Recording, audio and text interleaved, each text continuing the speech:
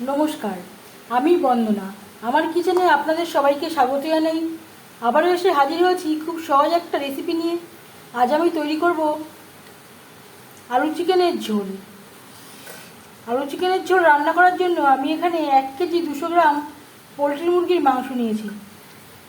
মাংস আমি পরিষ্কার করে ধুয়ে নিয়েছি। সবার প্রথমে আমি ম্যারিনেট করব। দিয়ে দেব টক দই,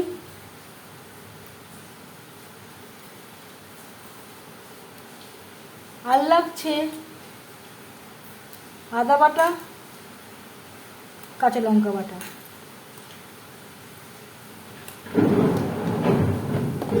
পরিমাণ মতো হলুদের গুঁড়ো, স্বাদ মতো লবণ।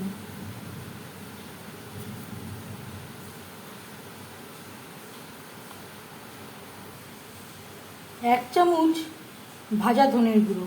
এর পরিবর্তে আপনারা জিরের গুঁড়ো ব্যবহার করতে পারেন। হাফ চামচ ধনের গুঁড়ো ও হাফ চামচ জিরের গুঁড়ো অ্যাড করতে পারেন। মশলার সব উপকরণ ও টক দই দিয়ে চিকেন বেশ ভালো করে মেখে নেব।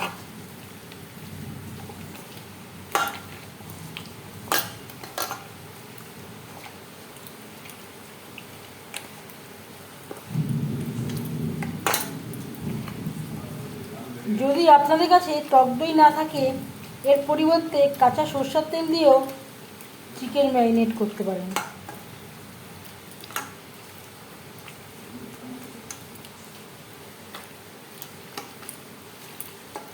মশলার সমস্ত উপকরণ দিয়ে চিকেন বেশ ভালো করে মেখে নিয়েছি। এভাবে 15 মিনিট রেখে দেব।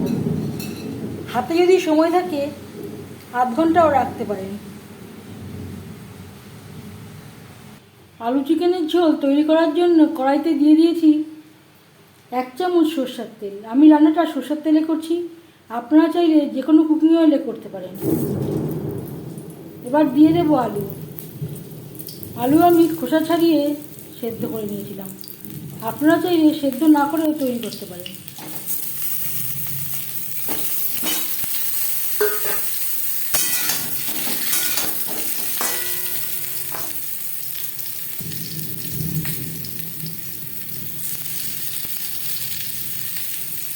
স্বাদ মতো লবণ, পরিমাণ মতো হলুদের গুঁড়ো,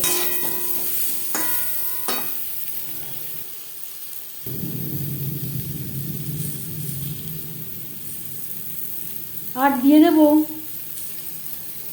সামান্য পরিমাণে রেড চিলি পাউডার। এতে আলুর কালারটা খুবই ভালো আসবে। আলু হালকা করে ভাজা হয়ে গেছে, এর থেকে বেশি ভাজবার প্রয়োজন নেই। একটা পাত্রে উঠিয়ে নেব।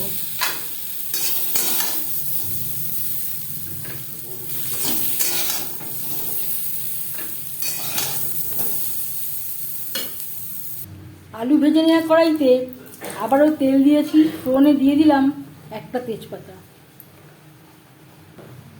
10-15 সেকেন্ড তেজপাতা ভেজে নেওয়ার পর দিয়ে দেবো পেঁয়াজ।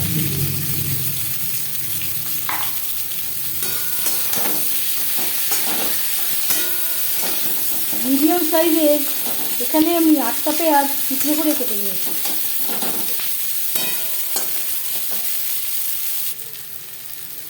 পেঁয়াজ ভাজা হয়ে এসছে, দিয়ে দেবো রসুন। একটা মিডিয়াম সাইজের রসুন আমি থেতো করে নিয়েছি। আপনারা চাইলে কুচি করেও অ্যাড করতে পারেন, বেটেও ব্যবহার করতে পারেন।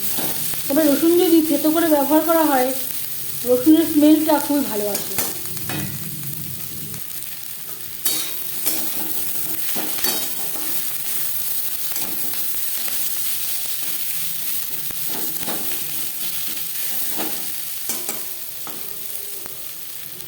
রসুন থেকে যখন স্মেল বেরোতে শুরু করে দেবে, সেই পর্যায়ে দিয়ে দেবো ম্যারিনেট করে রাখা মাংস।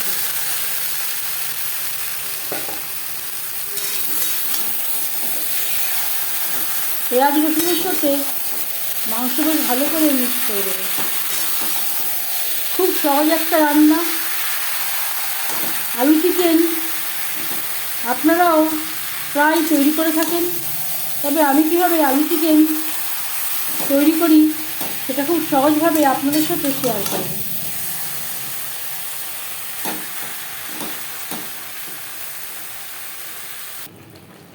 আর লাগছে টমেটো, দুটো বড় সাইজের টমেটো আমি টুকরো করে কেটে নিয়েছি।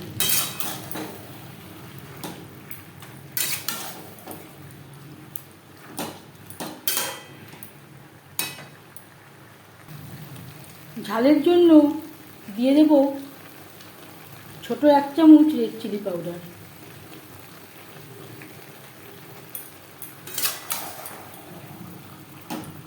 আপনারা যদি ঝাল না খান রেড চিলি পাউডার বাদ দিতে পারেন।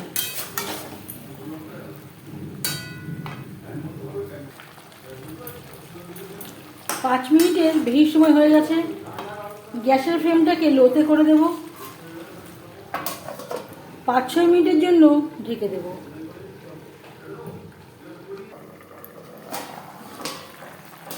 পাঁচ মিনিটের বেশি সময় হয়ে গেছে।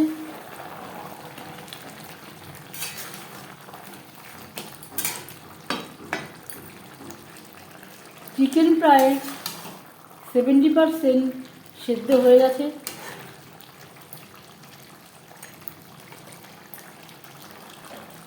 দিয়ে দেবো ভেজে রাখা আলু।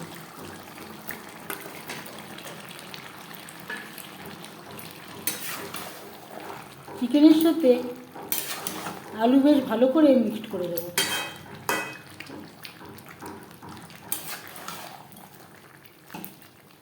চিকেনের সাথে আলু আরও 3-4 মিনিট নাড়াচাড়া করে নেব।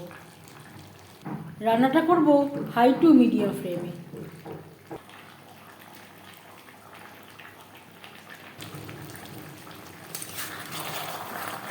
তিন 4 মিনিট আলুর সাথে চিকেন বেশ ভালো করে কষিয়ে নেওয়ার পর দিয়ে দেব 1 চামচ ভাজা মশলা। এখানে রয়েছে গোটা জিরে, তেজপাতা, শুকনো লঙ্কা,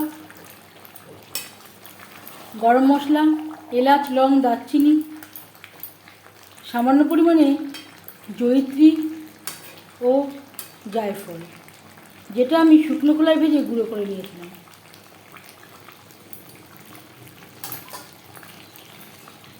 আর দিয়ে দেব জল। জল কতটা অ্যাড করবেন সেটা সম্পূর্ণ নির্ভর করছে আপনার উপর।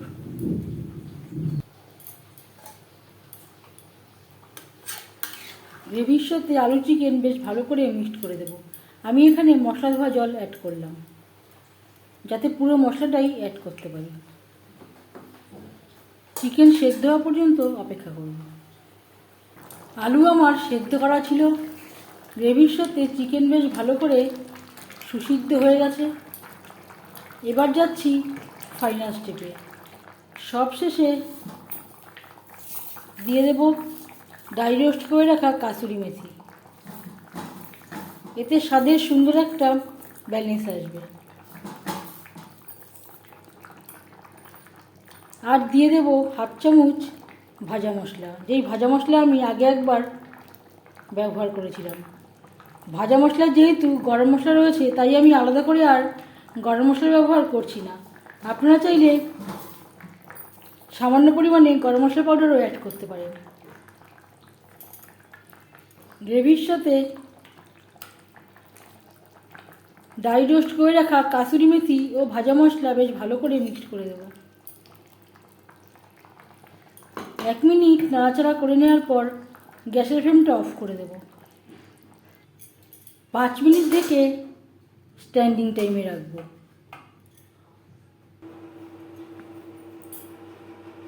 আলু চিকেন কষা রেডি বা আলু চিকেনের ঝোল রেডি সার্ভ করার জন্য।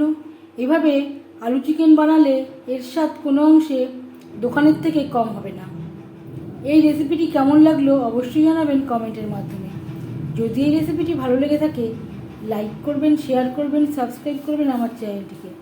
বেল আইকনটা ক্লিক করে দেবেন। যখন আমি নতুন ভিডিও আপলোড দেব তার নোটিফিকেশান সবার আগে আপনার কাছে পৌঁছে যাবে। আপনারা সবাই ভালো থাকবেন। এই ভিডিওটি দেখার জন্য ধন্যবাদ।